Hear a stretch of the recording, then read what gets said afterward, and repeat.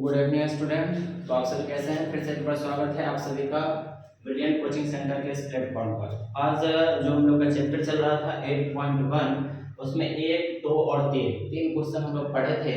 4 और 5 जो क्वेश्चन है उसको हम लोग इस वीडियो में पढ़ेंगे कि 4 और 5 को कैसे बनाया जाए। इससे पहले की वीडियो में हमने आपको इसका बेसिक पढ़ाया है कि बेसिक जब तक आपको जानकारी नहीं होगी ये मैथ आपसे बनेगा नहीं, इसलिए इसकी बेसिक की जानकारी ले पहले और फिर उसके बाद इसको देखें और फिर इसको अपने नोटबुक में नोट करें। हमारे चैनल पर नए हैं तो इसको सब्सक्राइब कर लें, वीडियो अच्छी लगे तो लाइक करें, अपने दोस्तों के पास इसको शेयर भी करें। तो देखिए क्वेश्चन क्या कह रहा है कि यदि 15 cot a बराबर, क्वेश्चन नंबर 4 की बात कर रहे हैं, 15 cot a बराबर 8 हो तो sin a और sec a का मान हमें निकालना है। ठीक है, क्या दिया? 15 cot a बराबर 8 हो तो हमें sin a और sec a का मान हमें ज्ञात करना है। तो चलिए इसको सॉल्व करते हैं क्वेश्चन नंबर 4 को। क्वेश्चन नंबर जो 4 है हमारा क्या दिया हुआ है? 15 cot a बराबर 8 दिया है। तो इसको अगर हम लिखना चाहे तो cot a बराबर 8/15 लिख सकते हैं। cot a बराबर क्या लिख सकते हैं? 8/15, क्योंकि 15 इधर गुना में है, इधर आएगा तो क्या होगा? भाग में। ठीक है, अब ये देखना है कि cot होता किसका उल्टा है, तो tan का उल्टा cot होता है। तो tan का आपको बताया थे टाइटली पुल्ड है। देखिए यहाँ पे tan का जो होता है, अगर हम tan a की बात करें तो टाइटली पुल्ड बैक होता है, p/b होता है। तो अगर आपको tan याद है तो आपको cot याद है, इसका उल्टा कर लेंगे। cot a बराबर हो जाएगा आपका कितना? b/p। तो यहाँ से आपको ये पता चल गया कि ये जो दिया हुआ है दो मान 8 और 15, ये आपको b और p का मान दिया हुआ है। b 8 है, p आपका क्या है? 15 है। तो इसमें आपको h चाहिए, क्योंकि इसमें हम लोग समकोण त्रिभुज के बारे में पढ़ते हैं, जिसमें हमारे पास कर्ण, आधार और लंब चाहिए, यानी कि h, p और b, हाइपोटेनस, परपेंडिकुलर और बेस चाहिए। तो यहाँ हमें बेस और परपेंडिकुलर दिया हुआ है, हाइपोटेनस निकालेंगे यानी h निकालेंगे। तो जो h का फॉर्मूला होता है वो आप सभी जानते हैं, h बराबर होता है p², जो क्या होता है? p²। तो p की अगर वैल्यू की बात करें, हम यहाँ पे आपको लिख भी देते हैं, b बटा क्या है? ये p। तो b की बात करें तो 8 है और p की बात करें तो क्या है? 15 है। तो रूट अंडर क्या हो जाएगा? 15 का स्क्वायर हो जाएगा और 8 का स्क्वायर हो जाएगा।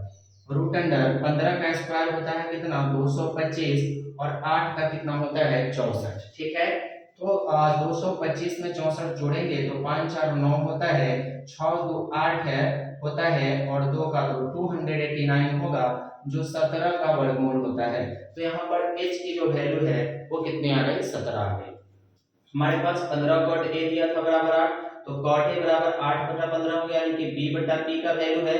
हम h का मान निकालिए, कितना आ गया? 17।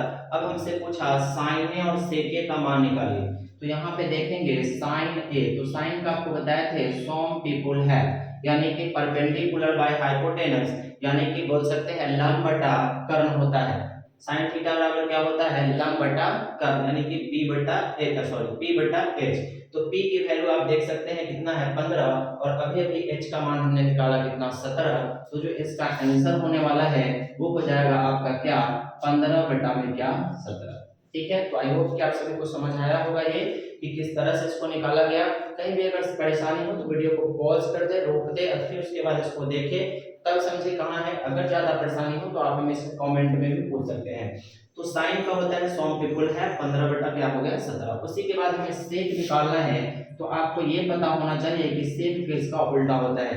तो कॉस का उल्टा जो होता है वो सेक होता है। तो कॉस का होता है कर्ली ब्राउन हेयर। कॉस का क्या होता है? यहाँ देखिए आपको बता रहे हैं, कॉस ए बराबर हो जाएगा कर्ली ब्राउन हेयर। तो अगर हम सेक की बात करें तो ये h बटा क्या हो जाएगा? तो h बटा क्या होगा? b हो जाएगा। ठीक है, क्या होगा? सेक के बराबर h बटा क्या हो जाएगा? b हो जाएगा। तो यहाँ पर सेक के लिए हम लिख सकते हैं क्या? h बटा लिख सकते हैं b। अब h की बात करें तो यहाँ आप देख रहे हैं h कितना है? 17 है। और b की अगर बात करें तो b हमारा अभी आप देखे हैं कि b का मान कितना है? तो 8 है। तो इसका आंसर क्या होने वाला है? 17/8। तो ये था क्वेश्चन नंबर 4 जो आपको दिया था 15 cot a बराबर 8। तो sin a और sec a का मान हमें निकालना था। तो 15 cot a यानी कि cot a का मान दे दिया 8/15, जिसको हम कहते हैं b/p। अब b/p कहते हैं, उसमें हमने h को निकाला। तो h बराबर होता है पी स्क्वायर जो क्या होता है बी स्क्वायर, यानी 15 का स्क्वायर 8 का स्क्वायर सॉल्व करने के बाद कितना आ गया 17। अब जब ये आ गया तो साइन का होता है सम पीपुल है और सेक जो होता है वो कॉस का उल्टा होता है, तो कॉस करली ब्राउन नियर होता है, तो सेक होता है h बटा b यानी कर्ण बटा आधा, सेक होता है कर्ण बटा आधा। ठीक है, तो ये क्वेश्चन नंबर 5 आपको समझ आया होगा। अब आते हैं हम लोग क्वेश्चन नंबर कितना, तो क्वेश्चन नंबर 5, 4 बन गया, क्वेश्चन नंबर 5 को देखते हैं। क्वेश्चन नंबर 5 की बात कर लेते हैं। क्वेश्चन नंबर जो 5 है हमारा, क्वेश्चन नंबर 5 ये है, देखिए क्वेश्चन नंबर 5 में आपको सेक थीटा बराबर दिया है 13/12। तो अभी आपने देखा कि सेक थीटा का जो वैल्यू था वो h बटा क्या था b, क्योंकि सेक किसका उल्टा होता है तो cos का होता है, तो h बटा b दिया, हमारे पास क्या नहीं दिया p नहीं दिया, तो p का फार्मूला होता है h स्क्वायर माइनस क्या होता है b स्क्वायर, तो रूट अंडर हो जाएगा आपका 13 का स्क्वायर होगा और माइनस 12 का स्क्वायर हो जाएगा, तो रूट अंडर 13 का 169 होता है और 12 का 144 होता है, घटाएंगे 9 में से 4 गया तो 5 होगा, 6 में से 4 चला जाएगा तो 2 होगा, 1 से 0 तो कितना आ जाएगा तो 5 आ जाएगा, यानी कि b की वैल्यू कितनी हो जाएगी 5। अब हमें कहा क्या कि अन्य सभी त्रिकोणमितीय अनुपात ज्ञात करें, तो अनुपात जो होता है त्रिकोणमिति में टोटल 6 होते हैं, 6 होते हैं, तो अगर एक हमारा दिया है, ध्यान से देखिएगा कि अगर हमें सेक थीटा दिया हुआ है 13/12, तो आराम से हमारा cos थीटा का मान निकल जाएगा, वो 12 बटा क्या होगा 13, क्योंकि सेक जो होता है cos का उल्टा होता है, तो अगर सेक 13/12 है तो cos 12 बटा कितना हो जाएगा 13। अब हम लेते हैं साइन थीटा की बात कर लेते हैं, तो साइन थीटा जानते हैं सम पीपुल हैव होता है, तो सम पीपुल हैव, तो अभी अभी हमने परपेंडिकुलर निकाला, कितना आया है तो 5 आया है, और h की वैल्यू आप सभी जान रहे हैं कितना है 13 है, तो कितना हो जाएगा 5/13। अब अगर आप साइन निकाल लेते हैं, तो साइन का उल्टा होता है कॉसेक, तो आप इजीली आप कॉसेक थीटा का मान निकालेंगे, कॉसेक थीटा h बटा क्या हो जाता है p, तो ये हो जाएगा आपका क्या 13 बटा क्या हो जाएगा 5। तो सेक cos का उल्टा होता है, साइन का उल्टा cosec होता है।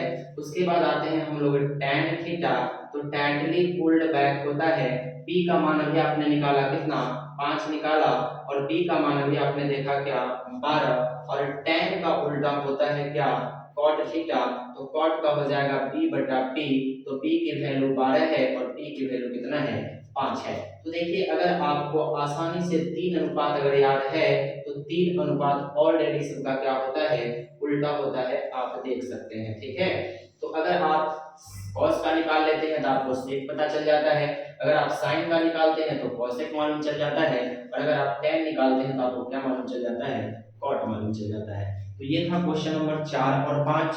इसके बाद की वीडियो में हम लोग 6, 7, 8 आगे देखेंगे, और ये दो क्वेश्चन जो है आपको एग्जाम में पूछे भी जाते हैं, इससे रिलेटेड क्वेश्चन कभी कभी दे देता है cos का मान ये है तो sin निकालिए, तो सबका आप इसका बेसिक जानना जरूरी है, बेसिक इसके पहले की वीडियो मिल गया है उसको देख ले।